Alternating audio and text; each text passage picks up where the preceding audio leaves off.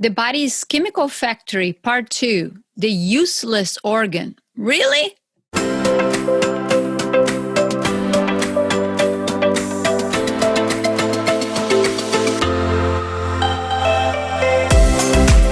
Welcome to BFAB Made Simple, your daily dose of inspiration designed to help you reinvent yourself by optimizing your body and mind. I am Maria Horstman, a health editor and coach, a fitness trainer, a speaker, and an entrepreneur, founder of BFABU.com. Our episodes are short and will bring you valuable content and practical nuggets for optimal health and fitness that you can implement ASAP. Let's get you to feel fabulous every day. Are you ready? Check out the show notes too. 1, schedule a free call with me to discuss a plan to take your health to the next level. 2, submit a question to be featured in our Ask Me Anything episodes on Sundays. Connect with me on social media and much more. Hit the subscribe button, and if you like what you hear, share with your friends and leave it a rating.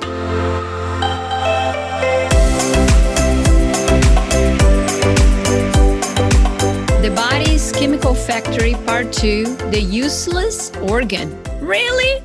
No, we're not talking about useless organ here. Hold on a second. Okay.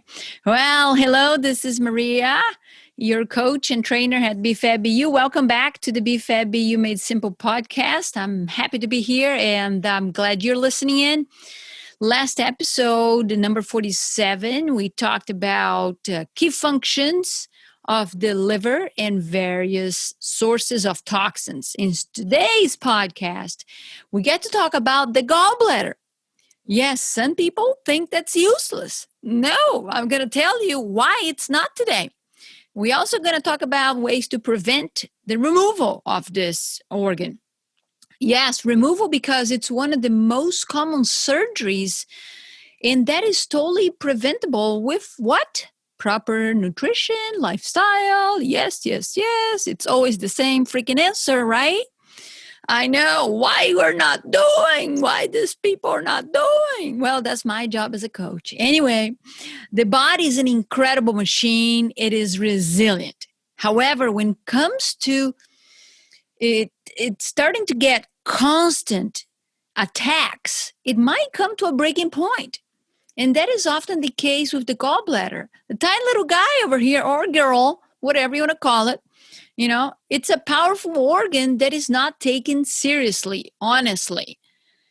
When gallstones form, the discomfort and pain rise, and doctors are quick to remove it. Sometimes they might give you some information that is valuable for you to know before the removal. And sometimes they just don't tell you all that is involved. So we're going to talk a little bit about that today. And if you still have your gallbladder like I do, you want to keep it.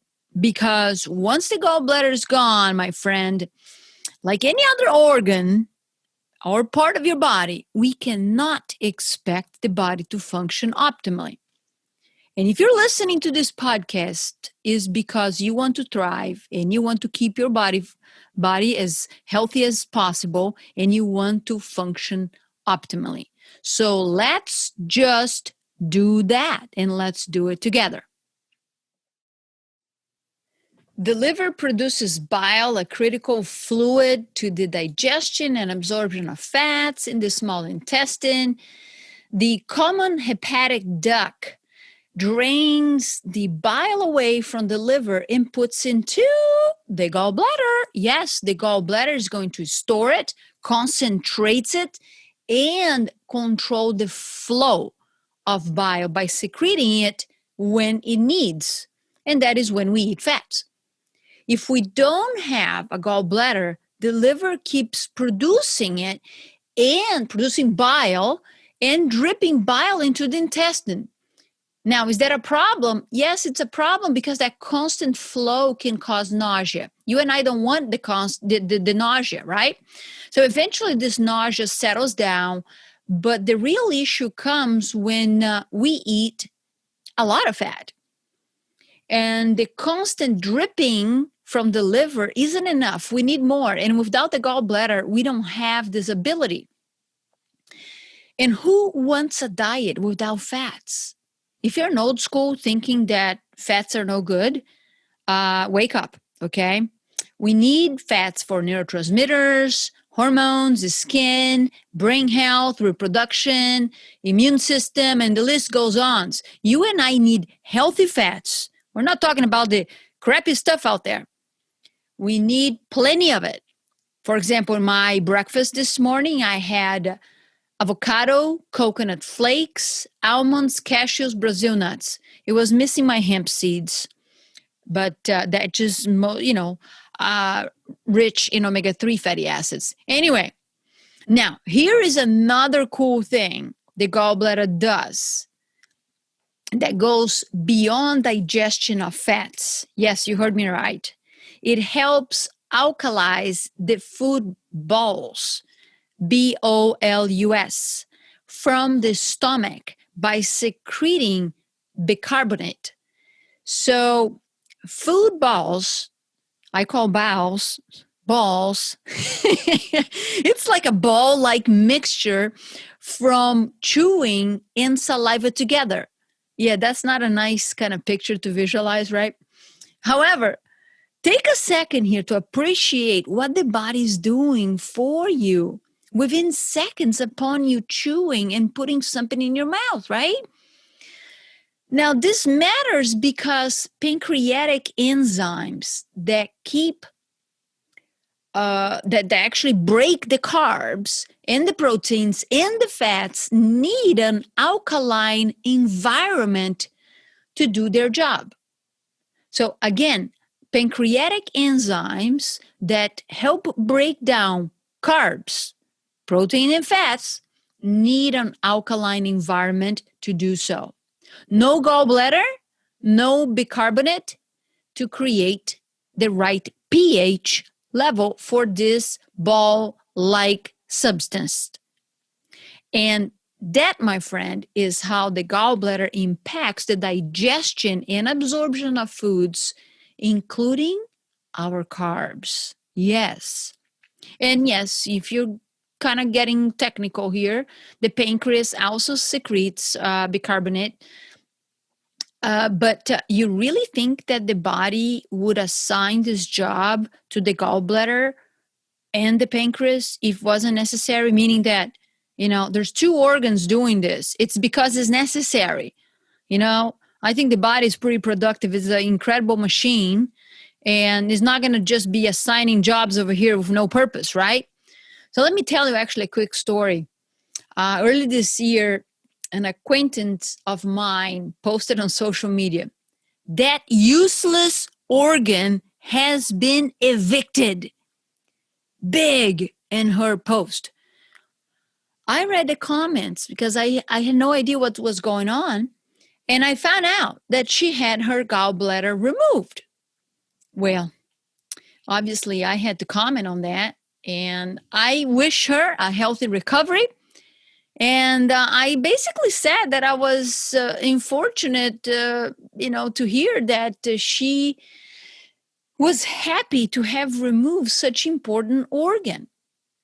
Her body was not going to operate, greatly going forward. But hey, she was without pain. I said, best of luck. She replied saying that after a lot of pain and discomfort for almost 2 years, she wasn't sad to see it go. It wasn't functioning properly, she said. Well, I took a few deep breaths and I stopped commenting. Likely, what this person was experiencing was probably some of the typical side effects of liver and gallbladder imbalances. Fatigue, bloating, gassing, depression, mood swings, headaches, and obviously pain from gallstones, which is often the reason surgery happens. Because actually, if a gallstone is in the duct, is interrupted, it can kill somebody. So how can we expect to perform well when we cannot absorb foods properly? So we must listen to the signs that the body sends out. and take the steps to correct the situation instead of patching the symptoms with pills or gums, whatever you're doing or anybody else is doing. We must get to the root cause of the problem before surgery. We don't want to wake up in the morning and go to the hospital and get a part taken away because maybe we didn't listen. The removal of an organ like a gallbladder doesn't address the problem, does it? Plus, these stones can impact other organs like the liver and the pancreas that are next to it. So, why did the stones, or why do stones build up in the first place? How can I prevent this from happening? These are kind of questions that we all got to ask. We just not like, okay, have surgery and let's heal and let's move on with life. No. You need to stop right here. And I hope you're listening to me. Nutrition and lifestyle are key to your daily performance, my friend. And I'm here, obviously, to help you clean things up and to keep things clean, okay? So if you have been eating a standard American diet that is rich in high fructose, added sugars, processed carbs and fats, conventional animal protein, and byproducts of animal protein, high in hormones and toxins, and a diet that is also low in vegetables and fruit, right? Well, whether you feel it or not, there is a chance that inflammation and other issues are building up for some time. Stop. Just because a lot of people are not feeling well and become their norm, you are not other people. You deserve better. So when you stop to put garbage in, you're going to get better stuff out. And even let's say that you stopped this garbage months ago, and I say the garbage is standard American diet that I just mentioned, right? Congratulations. I'm super happy that you moved on and you are conquering this step by step. Yet you need to heal. You need to heal the body that was beat up for so long. So you can achieve your weight goals, stop the aches and pains, build muscles, protect your bones, and so much more that comes with a healthy lifestyle. You got to do the work. I know I'm very strong here, Let's say this, you get to do the work. You get to be patient with the body too. Your imbalances didn't happen overnight. And of course, like I've said, I'm glad to help you into that journey, to be your accountability, to put the knowledge, put the protocols, help you with lab testing, and many other things. The idea is put a plan, implement, celebrate together, okay? Because that's going to happen when you work with me. In the meantime, let's talk about a few things that you can do. Well, one is water fasting. Oh, God, I know water fasting. We cannot go without food. Yes, you can go without food. You cannot go without water for too long. But yes, water fasting is one way to decongest the bile and prevent the formation of these gallstones. And another thing you can incorporate, or things you can incorporate, are milk thistle, dandelion, love it. Turmeric, apple cider vinegar, they all help with bile as well. And they thin the bile. Taking bitters with meals will keep a good flow of the bile as well. Actually, I've just ordered a liver bitter spray. I never use a spray, so I'm looking forward to doing that. You can also do a liver and a gallbladder cleanse. And earlier in June, I completed my third one, and I did that in the last 9 months. Doctors are quick to remove this powerful organ. It is not considered an essential organ because you and I can live without it. Well, that does not mean your body will be operating well. It does not mean that the body doesn't need it. No. Often when doctors remove it, they will tell their patients to be more careful eating fatty foods and send you home. Goodbye. They do not educate patients on how will the organs removal will stress out the body and the system, and that cause potential other issues, even that is not related to that anymore. Obviously, if you remove the gallbladder, you don't have it anymore, right? But what else the not having this organ with you is going to cause? And like I said earlier, carbs, process of the carbs, very important. And a lot of times when we get to this point in the health that this organ has to be removed, other issues are going on.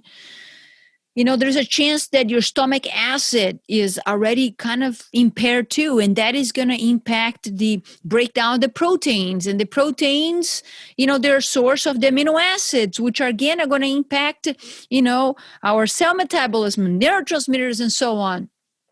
If we didn't need an organ or gland, we wouldn't have it. That's it. I just don't understand this idea that the X, W, and Z part of the body isn't needed. I hope you agree with me. If you don't agree, that's fine. We can agree to disagree, but that's where I stand, and that's why that's what I'm here as a coach. One of the reasons. So the average, doctor spends 7 to 10 minutes with a patient. Rarely they ask any questions about the patient's digestion, poops, consistency, color, frequency, appearance. If your doctor does that, he or she might be a keeper, okay? I know mine has never asked me those questions, okay? And keep in mind that I used to have constipation, hemorrhoids, burping, bloating for years until I changed my lifestyle and I ditched these issues years ago.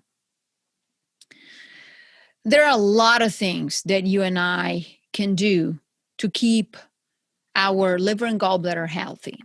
Yet it all starts with you wanting to change.